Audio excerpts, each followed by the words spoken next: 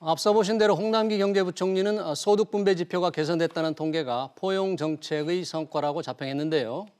이에 대한 의견은 여전히 좀 엇갈립니다. 오늘 집중 진단에서는 소득 분배 개선 내용과 그와 관련된 포용 정책에 대해서 자세히 알아보겠습니다. 신세돈 숙명여대 경제학부 명예교수 그리고 김진희 복지국가 소사이어티 노동위원장 자리하셨습니다. 두 분 어서 오십시오. 네, 반갑습니다. 네, 지금 방금 제가 말씀드린 대로 오랜만에 이 소득 분배 개선 지표가 개선됐다고 지금 정부가 발표를 했거든요. 우선 이 자세한 내용을 하나하나 좀 설명을 했으면 좋겠는데 김진희 위원장님, 진위계수, 5분위 배열, 또 상대적 빈곤율 하나하나 좀 한번 살펴볼까요? 어떻게 개선이 됐는지 좀 설명해 주시겠습니까? 네, 이번 네. 진위계수가 지난 2018년 통계가 나왔죠. 예, 2008년 통계가 나왔고 네. 또 소득 5분위 배율도 네. 감소됐고 상대적 빈곤율 역시도 감소된 결과들이 나왔는데 이전 지표들과 상당히 좀 다른 측면이 있었습니다. 네. 그러나 이전 지표들은 현 정부가 소득 주도 성장 네. 정책을 실행하고 얼마 되지 않은 상태에서 나타난 결과였고 네. 이거는 이제 한 1년에서 2년 사이의 어떤 그런 지표들인데요. 네. 상당히 의미 있는 그런 결과라고 보여집니다. 지금 진위계수 화면에 나오는데 진위계수는 네. 작년에 0.345, 0.354 조금 지금 저 354. 통계는 잘못되어 있네요. 네, 자 그러면 0.345인데 아무래도 진위계수는 이게 숫자가 적을수록 소득 분배가 잘 돼 있다는 것을 보이잖아요. 화면에 다시 한번 그 진위계수를 봤으면 좋겠는데, 네.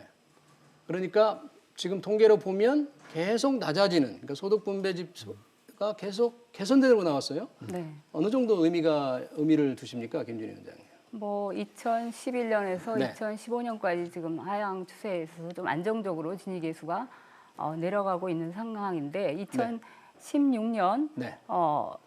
2017년 사이에 올라갔다 잠시 또 내려갔죠. 네네. 그 상황에서 2018년에 이전에 비해서 상당히 많이 내려간 수치라고 보여집니다. 네네. 그래서 많이 개선됐다고 봐야 되겠죠. 네, 이제 소득 분배 개선에 진위계수 말고도 또 이제 5분위 배율이 있는데 네. 5분위 배율도 개선되는 것으로 정부 발표가 나왔어요. 작년이 6.54, 5분위 배율이라는 게 네, 지금 나오네요. 6.54. 그 전해가 6.96. 또 그 전 2016년은 6.98. 5분위 배율이 소득 분배 개선에 상당히 중요한 지표죠. 좀 지표 내용을 좀 설명해 주실까요? 5분위 배율이라는 거는 네. 5분위 계층, 즉 네. 1, 2, 3, 4, 5분위로 전체를 나눴을 때 네. 맨 위에 5분위 계층을 맨 아래 하위 계층 20%로, 그러니까 맨 위에 5분위는 상위 20%가 되겠죠. 소득 계층이 높은 20% 소득을 그렇습니다. 소득 계층이 낮은 20% 소득으로 나눈 배수. 네, 그렇죠? 그게 이제 5분위 배율이 되겠는데 네. 이것이 감소된다면 네. 상당히 소득 불평등도가 개선됐다 이렇게 봐야 되겠죠. 네. 그런데 2018년에 6.54까지 내려갔기 때문에 네. 이 역시 상당히 개선된 지표다 이렇게 보고 있는 것이죠. 네, 진위계수의 소득 5분위 배율도 개선이 됐고 또 하나 지표를 한번 보겠습니다. 상대적 빈곤율도 역시 계속 낮아지고 있는 것으로 나오네요. 네. 16.7%. 상대적 빈곤율이라는 것이 중간 소득보다 우리 전체 국민의 중간 소득보다 절반에 못 미치는 인구가 전체 인구에서 차지하는 비중이 얼마냐 그런 거죠? 그건 네, 어떤 의미가 있습니까? 그렇다면? 이 부분도 역시 이 수치가 낮아질수록 네. 소득 그 상대적인 소득 그 불평등도가 네. 개선되었다고 볼 수 있는데요. 네네.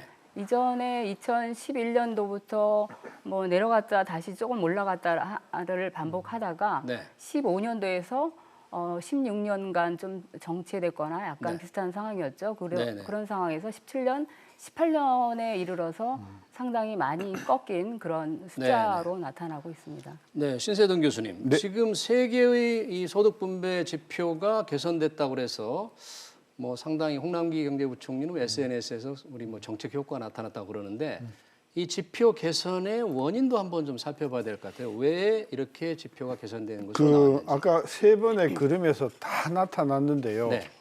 그 오분위 배율이나 네. 진위 계수나 또는 마지막으로 상대적 상빈곤율 이게 특징이 뭐냐면 네. 경기가 나빠지면 떨어지게 돼 있어요. 좋아지는 걸로 나타나요. 경기가 나빠지면 개선되는 소득분배가 것 같이 개선된다? 바뀌는 거. 상당히 좀 이해하기가 쉽지 이렇게 않은데. 이렇게 네. 이야기해 볼까요? 네. 겨울하고 여름을 비교하면 네. 풀이 어느 경우에 빨리 자랄까요? 네, 여름이 빨리 여름이죠. 자라겠죠. 네. 그러면 여름에 빨리 자랄 때도 굉장히 많이 빨리 자라는 것과 덜 빨리 자라는 그 비율이 있겠죠. 네, 네. 그래서 여름에는 빨리 자라는 식물과 덜 빨리 자라는 식물의 격차가 굉장히 커져요. 네, 네. 겨울에는 모든 식물들이 성장을 멈추잖아요. 네. 그러니까 성장을 거의 안 해요. 네, 네. 그렇기 때문에 여기서 이야기하는 진위계수나 또는 소득 분배율이나 또는 빈곤율이 네. 굉장히 고르게 나타나는 거죠. 네, 따라서 아까 표에서도 우리가 그걸 봤지만은 이 오분위 배율이나 상대적인 빈곤율이나 진위계수가 네. 경기가 굉장히 나빴을 때 굉장히 많이 개선되는 것과 같은 현상이 나타나요. 아니 경기가 나쁘면 소득이 줄 텐데 주는데 지금 소득 분배 개선은 저소득층의 소득이 늘기 때문에 개선되고 나오잖아요. 그럼 왜 소득이 늘었느냐가 중요할 것 같은데. 그러니까 소득이 네. 늘었는데 네. 소득이 그 저소득층의 소득이 는 것보다도 네. 고소득층의 소득 는 것이 훨씬 더 덜 늘었어요. 아하.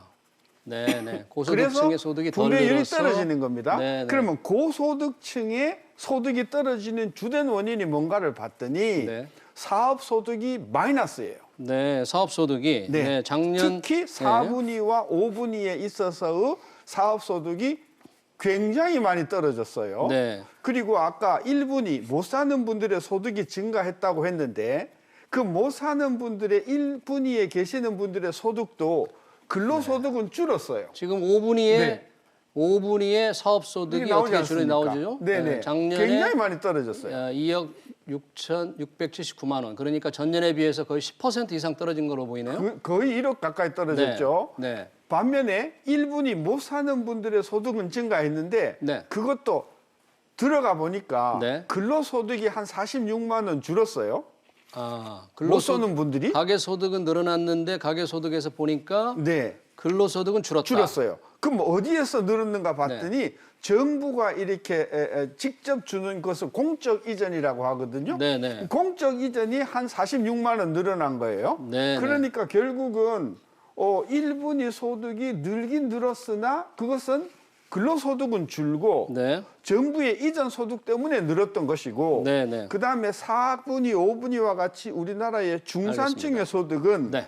사업 소득이 떨어지니까 네. 거기에서 굉장히 덜 전체적으로 소득이 증가하면서 네. 이게 개선된 것까지 나타났다는 거죠. 네, 네. 김주인 위원장님. 지금 이제 신세동 교수님께서 결국은 고소득층의 사업 소득이 줄고 저소득층의 경우에는 정부 이전 소득이 늘어서 소득 분배가 개선된 것처럼 보인다. 큰 의미를 안 두시는 것 같은데 김 위원장님 어떻게 이렇게 평가하십니까? 저는 경기가 네. 안 좋으면 무엇보다도 타격을 받는 계층이 네. 하위 계층이라고 생각합니다. 네, 네. 그런 하위 계층이 무엇보다도 타격을 받는다라는 그런 지표는 네. 여기 네. 준비되셨는지 모르겠는데 네. 그 모든 이런 비율이 상당히 하위 계층이 개선된 거로 나오지만 네. 그 소득의 절대액에서는 역시 상위 계층이 상당히 압도하고 있거든요. 아직까지도 네. 네. 절대액으로 봤을 때 이건 절대액으로. 상대적인 비율을 얘기한 거고요. 네, 네. 네, 그런 측면에서 경기가 안 좋아서 그렇다라는 것은 좀 제가 이해가 잘 안 됩니다. 네, 네. 지금 가구당 월 평균 김진 위원장님 가구당 월 평균 소득이 지금 화면에 나오는데 네. 보니까 이제 5분위 비율과 1분위 비율의 그 소득 절대 규모는 당연히 굉장히 많이 차이가 나죠. 네. 현재 원래 이제 빈곤 전체 절대 규모는 차이가 나는데 증가세가 이제 관심이었는데 지금 신세동 교수님께서는 정부 이전 때문에 1분위의 소득이 늘었다. 1분위의 그 실제 근로소득은 크게 늘지 않았다. 줄었어요. 오히려 근로소득은 줄었는데 정부에서 주는 이전 소득이 한 10% 정도 뭐 네. 늘은 것으로 나오는데 그것 때문이다. 네, 그렇기 이전 때문에 소득- 네. 네. 소득 분배 개선이 큰 의미가 없지 않느냐 이렇게 말씀을 하시는데. 네. 그러니까 지금 저 총계는 잘 안 보이는데요. 1분위가 4.4% 증가했어요. 네. 4.4%를 제가 금액으로 보니까 47만 원 증가해요. 네. 1분위가. 네. 근데 정부 이전 소득이 46만 원이에요. 그럼 네. 1분위의 소득 증가는 100%가 정부에서 나왔다는 거예요. 네, 네. 5분위는 몇 프로 증가했냐? 1.7% 증가했어요. 네, 네. 그러니까 1분위는 4.4%, 5분위는 1.7%밖에 안 증가했으니 네. 상대적으로 그 비율은 소득 5분위 비율은 당연히 낮아질 수밖에 없지 않습니까? 네, 네. 그러면 5분위가 왜 이렇게 증가율이 줄어들었는가? 네. 왜 1.7%밖에 증가 못했는가? 네. 그 내역을 들여다보니까 사업소득이 굉장히 많이 준 거예요. 네. 그래서 경기가 나쁘니까 사업소득이 줄고 그 사업을 하시는 4분위, 5분위에 비교적 여유 있는 분들의 소득이 안 느니까 네. 이 소득 5분위 배율이나 이게 빈곤 지수가 좀 좋아지는 것 같이 보이지만 아까도 이야기했지만 네. 우리 전문가들은 이런 이 불평등 계수라는 게 전부 언제 개선이 되는가 하면 경기가 아주 침체됐을 때 개선이 되는 특징을 가지고 있어요. 네. 따라서 이것을 가지고 경제가 매우 좋아졌다라고 하면 저는 홍남기 부총리께서 2015년, 16년 자료를 가서 한번 비교해 보시면 네. 2015년, 6년 사이에 훨씬 더 소득 이 불평등 지수가 많이 개선됐어요. 네, 네. 그럼 그건 어떻게 설명할 건데요? 네, 네. 그러니까 경기가 좀 좋아지면서 소득 분배 개선이 이루어진다면 훨씬 좋을 텐데. 그건 좋은 거죠. 네, 김진희 위원장님, 지금 이제 아무래도 신서동 교수님은 경기 상황이 좋지 않아서 고소득층의 사업소득이 좀 부진하다 이런 문제를 얘기했는데, 그래도 저소득층에는 정부가 조금 복지를 좀 늘리는 것이 필요하다 이런 의견도 있어요. 그로 인해서 소득이 좀 늘어날 수밖에 없지 않느냐 그런 얘기를 하는데, 지금 이제 그 저소득층의 소득 분배 가장 개선된 부분이 정부 이전 소득이란 말이죠. 네, 상당한 네. 부분을 차지하고 있죠. 네, 그 부분은 어떻게 앞으로 좀 계속 늘려야 될까요? 어떻습니까? 지금 소득주도 성장 정책을 펴는 이유가 네, 이런 경제 정책 상황에서 상당하게 어려움을 겪고 있는 하위 계층을 끌어올림으로 인해서 네. 경제를 활성화시키자 하는 그런 목표를 갖고 추진하는 정책이거든요. 네. 지금 당장의 경제가 좋아졌다라는 의미보다 네. 하위 계층이 좀 더 지금 어려운 상황에서 탈피하고 있다. 네. 이런 기반을 만들어 놓고 그다음에 이제 우리가 경제 활성화와 같이 맞물려 가겠다라는 그런 정책입니다. 네, 네. 소득주도 주도 성장하면은 대체로 근로소득, 임금 부분만을 따지는데요. 소득주도 성장의 정책은 대상은 임금도 포함되어 있지만 네. 그밖에 정부가 지원 정책이라든가 네. 복지 부분 또 경제 민주화 이런 네. 것들이 다각적으로 엮여서 네, 네. 어떤 정책 결과로 나타나고 경제가 활성화되고 그래서 하위 계층이 소비할 수 있는 그런 조건을 만들어주자는 것이거든요. 네, 네. 이런 의미에서 보면은 지금 당장에 뭐 경제가 활성화되고 좋아졌다 이렇게 본다기보다는 네. 하위 계층에서 어떤 어려움 이런 것들이 조금 개선됐다 이 정도로 우리가 바라봐야 될 것 같습니다. 네, 그런 면에서 볼 때는 지금 기초연금이 있지 않습니까? 저소득층에 가는 기초연금이 좀 올랐어요. 지금 25만 원인데 하위 20%는 30만 원 오르고 또 그렇습니다. 내년에는 하위 40%까지 30만 원 오르거든요. 네. 이런 부분들이 좀 필요하다 그런 말씀이시죠? 당분간은 좀 네. 필요하겠죠. 이분들이 직업을 그러니까 실업 상태에 있다거나 어떤 지나친 저소득 상태에서 네. 어떤 소득을 어떤 그 소비를 할 수 없는 네네. 그런 상황에서는 경제 활성화가 이루어지지 어렵겠죠. 네네. 그런 것들을 우리가 개선하는 차원 과정이라고 좀 이해해야 될 것 네네. 같습니다. 근데 이 부분은 꼭 내 지적을 하고 싶어요. 네네. 1분위하고 2분위와 같이 소득이 어려운 분들의 네. 근로소득이요. 네. 문재인 정부 들어오기 전에는 한 번도 감소한 적이 없어요. 그럼 문재인 정부 들어와서 저소득층의 근로소득은 줄었다. 줄었어요. 그 이유를 그럼 왜 뭘로 보십니까? 줄었느냐? 네. 이게 많은 경제학자들이 지적하는 것이 네. 문재인 정부 들어오고 나서 최저임금을 너무 빨리 올리고 네. 이렇게 하다 보니까 그 최저임금의 대상이 되는 그래서 네. 근로시간이 줄거나 잘린 분들의 소득이 주로 1분위, 2분위 계층에 있기 때문에 네. 그분들의 근로소득이 줄었던 것이고 네. 그러한 최저임금의 무리한 정책 때문에 1, 2분위 저소득층의 소득이 줄어드니까 네. 정부가 공적 이전을 통해서 메꾼 거란 말이에요. 네, 네. 그러니까 우리 이야기는 최저임금을 무리하게 하지 않았으면 네. 1분위, 2분위 근로소득이 안 줄었을 거다. 아하. 안 줄었으면 그 안 준 부분을 다른 쪽의 복지로 동원할 수 있었을 것이다. 그래서 우리가 문재인 정부의 그 소득주도 정책이 뜻은 좋으나 실질적으로 저소득층 계층에는 굉장히 타격을 줬다는 것을 제가 지적을 하는 거거든요. 네, 김진희 위원장님, 지금 만약에 소득주도 성장으로 최저임금을 그렇게 급박하게 안 올렸더라면 근로소득도 늘어나서 정부가 이전 지출로 하는 거를 다른 데도 쓸 수 있었다. 이렇게 지금 신세동 교수님 말씀하시는데 어떻게 보십니까? 최저임금의 부분은 우리가 네. 좀 다른 각도로 접근을 해야 된다고 봅니다. 네네. 이거는 어찌 보면은 개인의 어떤 최저 생계비 이런 네. 개념이기 때문에 우리가 언제까지 묶어둘 수 있는 상황도 아니고 네. 그렇게 묶어두는 상황에서 경기가 좋아질 수 있다고 기대하기도 상당히 어려운 부분이 있죠. 네. 그런 부분을 우리가 이제 이 정부에서 처음 실시한 정책이 네. 최저임금 상향 조정 그렇죠. 정책이었는데요. 물론 그 첫 정책 실행이다 보니까 네네. 여러 가지 어떤 문제가 발생하긴 했습니다. 저도 네네. 그 부분은 일정 부분 이해합니다. 네네. 그러나 네. 정부가 추진하는 소득 주도 성장이라는 것은 최저임금 문제에만 국한된 것이 아닙니다. 네네. 이 최저임금 부분에서 급격하게 올림으로 인해서 어떤 영세 자영업자들이 어떤 문을 닫는 상황 이런 것들에 대한 대비를 같이 했어야 되는데 그것을 같이 동시에라든가 곧바로 이어서 정책이 나왔어야 되는데 그 그렇죠. 부분은 좀 미흡했습니다. 그러니까 최저임금을 좀 급하게 올리더라도 이 정부 관계자들, 관료들의 기술이 좀 있었어야 되는데 네, 기술이 그렇습니다. 부족한 것 네, 같아요, 이 네, 정부가. 그런 대책이 있었어야 되잖아요. 네. 함께 나왔어야 되는데 그렇지 그렇습니다. 못하니까 영세 자영업자들의 힘겨움이 더욱 가중된 것 같아요. 네, 그렇더라 하더라도 네. 그렇다고 해서 네. 소득 주도 성장 정책이 잘못됐다 이렇게 판단하는 것은 좀 이른 네. 것 같고요. 아니, 그러니까, 네. 말씀드렸다시피 소득주도 성장을 비판하는 게 아니고 네. 최저임금이 무리다. 최저임금이 무리라는 거고 최저임금을 그렇게 16.4%, 10.9 2년 연속으로 때려버리니까 자영업자에서 문을 닫거나 네. 근로시간을 줄이거나 네. 아니면은 이거 고용을 중지하거나 하는 피해자가 생겼단 말이에요. 네, 그 네. 피해자가 생길 것은 우리가 충분히 예상이 가능했단 말이에요. 네. 근데 그것을 하지 않고 그냥 그 최저임금의 혜택을 받는 사람의 소득을 올리는 것이 당연하다. 그걸 우리가 비판하는 게 아니고 네.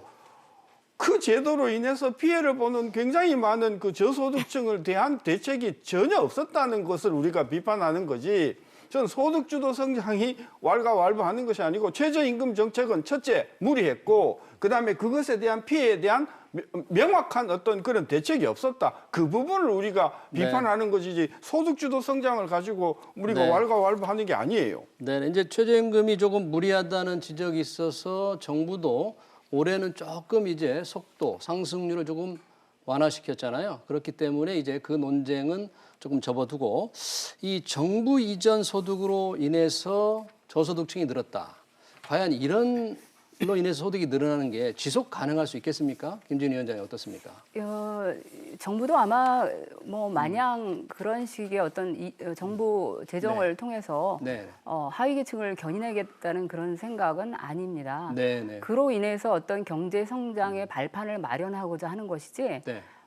이 경제가 활성화된다라는 게 뭐 몇 개월 또는 1년, 네. 2년에 바로 나타나는 건 아니지 않습니까? 네, 네. 그런 어떤 경제 활동 구성원들의 어떤 그 건강한 그 소비 행위 이런 것들을 이끌어내기 위한 정책이라고 보시면 되겠고요. 네. 이후에도 뭐 여러 가지 복지 정책이라든가 네. 그런 정책들이 주리를 잇고 있는데 이런 네. 것들을 좀 보고 우리가 얘기를 더 해야 될 것 같습니다. 네. 신세동 교수님. 네. 지금 정부 이전이 늘어나고 이런 부분만은 아니지만 역시 그게 저소득층 지원에 조금 도움이 되는데 그건 다 이제 세금이잖아요. 네. 우리 국민들의 부담인데 네. 그게 늘어나면 국가 빚이라든지 정부 관리 재정 어떤 수지의 문제 이런 것들에도 영향을 미칠 텐데 어떻게 평가하십니까? 그 이야기 하기 전에 네. 그 1분위, 2분위, 3분위, 4분위, 5분위 계층별로 네. 정부가 지원하는 금액이 달라야 됩니까? 똑같아야 됩니까? 글쎄 그거는 이제 뭐 평가하는 아니 사람에 그러니까 따라서 다를 수는 정부가 있겠지만. 네. 소득을 보전을 해주는데 못 사는 사람하고 잘 사는 사람하고의 지급되는 금액이 달라야 됩니까? 똑같아야 됩니까? 네. 못 사는 사람들이 아무래도 많이 훨씬 해줘야 많이 되겠죠. 네. 통계를 보면요.